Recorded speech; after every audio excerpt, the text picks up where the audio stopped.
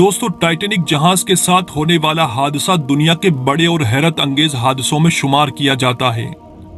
अगर इसको तारीख का एक बड़ा हादसा कहा जाए तो कुछ गलत न होगा। इस शानदार और इतने बड़े जहाज का अचानक डूब जाना हर इंसान को हैरत में मुब्तला कर देता है। ये एक ऐसा मंजर था जिसे सुनते ही हर इंसान हैरत में डूब जाता है, और बिलाशुबा ये वो नाम है जिसे सुनते ही दिमाग में इसके साथ होने वाले हादसे के मुताबिक अजीबोगरीब सवाल जहन में पैदा होने लगते हैं। और यही वो वजह है कि अब तक इस हादसे के मुतालिक कई अफसाने और कई वाकयात बयान किए जाते हैं। लेकिन जरा सोचे कि इतने शानदार मजबूत देव हैकल जहाज का सफाया सिर्फ एक आइसबर्ग के टकराने से हुआ था। तो आइए इस मामले को हल करने के लिए हमें इसकी तारीख और बनावट पर थोड़ा गौर करना होगा। 14 अप्रैल 1912 को रात 11:40 पर इस बेरी जहाज के साथ एक खौफनाक हादसा पेश आया। तहकीकात के मुताबिक यह जहाज एक बड़े आइसबर्ग से टकराया था। उस टकराव के 3 घंटे बाद इसने अपने खात्मे की तरफ अपना सफर शुरू कर दिया और 15 अप्रैल 2:20 पर यह जहाज अटलांटिक ओशियन में मुकम्मल तौर पर गायब हो गया, जिस पर तारीख आज भी हैरत के समंदर में गोते खाते नजर आती है। नाज़रीन, जहाज डूबते समय 1500 कीमती जाने भी अपने साथ ले गया। जो अपने हसीन सफर पर रवा दवा बहुत से ख्वाब लिए वो लोग पानी की नजर हो गए। इस बेरी जहाज के पसे मंजर में माहिरीन की गई हालिया रिसर्च ने एक बार फिर दुनिया को हैरत में डाल दिया है। अगर इसकी बनावट को देखा जाए तो इसकी लंबाई 882 फीट, 92 फीट चौड़ाई, 175 फीट ऊंचाई और 4,63,628 किलो वजन था। इसकी बनावट में उस वक्त का आला तरीन मटेरियल इस्तेमाल किया गया था। इसमें होने वाला टोटल खर्च 7.5 मिलियन था।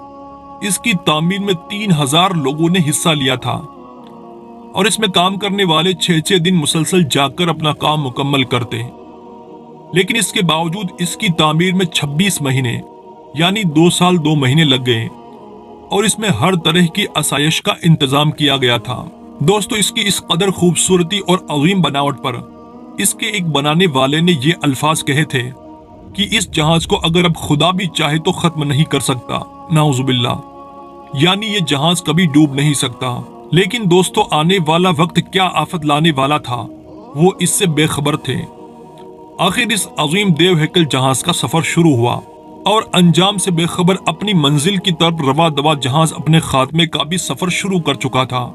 और फिर तारीख के इस अजीम जहाज के साथ एक हादसा पेश आया और देखते ही देखते यह अजीम जहाज अटलांटिक ओशियन के पानियों में गर्क हो गया। अब बात करते हैं असल हकाइक की जानिब जो इसकी तबाही का सबब बने थे। मिस्टर सेनोन मेनोली, जो कि 30 साल से इस पर तहकीक कर रहा था, उसने अपनी तहकीक के बाद एक नया इंकशाफ किया। उसका कहना था कि जहाज के साथ पेश आने वाला यह हादसा सिर्फ आइसबर्ग के टकराने से पेश नहीं आया था, बल्कि इसमें लगने वाली उस आग से हुआ था जो उसके निचले हिस्से में लगी हुई थी। क्योंकि यह हिस्सा बिल्कुल नीचे की तरफ था और सामने ना होने की सूरत में इस पर किसी की नजर नहीं पड़ी। इसमें इस्तेमाल होने वाला स्टील अगरचे उस वक्त का आला तरीन स्टील था, लेकिन आज के मौजूदा दौर के स्टील के मुकाबले में बहुत ही अदना और कम क्वालिटी वाला था, जो कि आसानी से पिघल सकता था।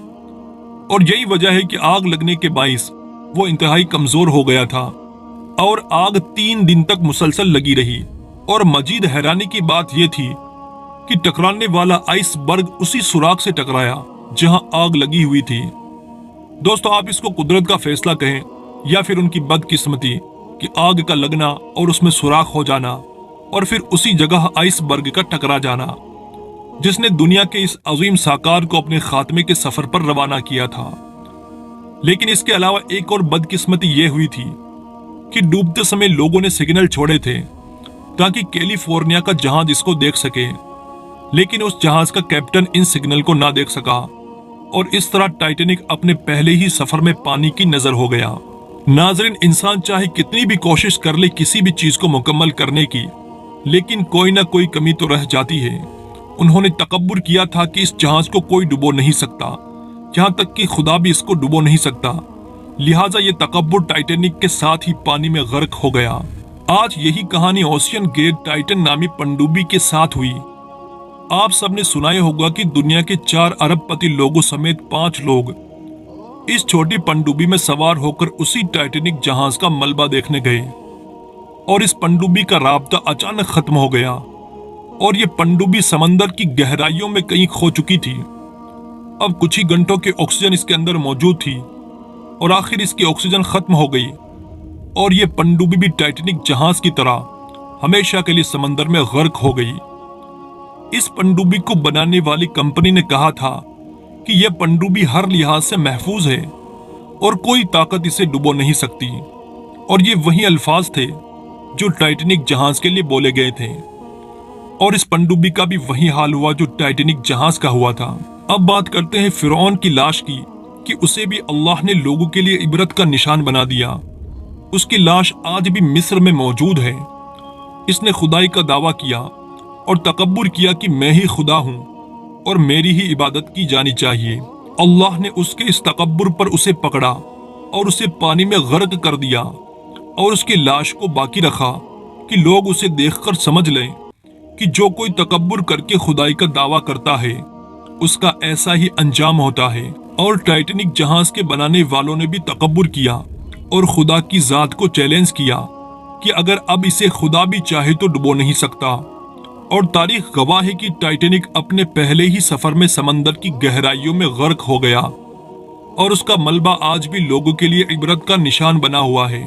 इसी के साथ दोस्तों आज के हमारे वीडियो का इख्तिताम होता है।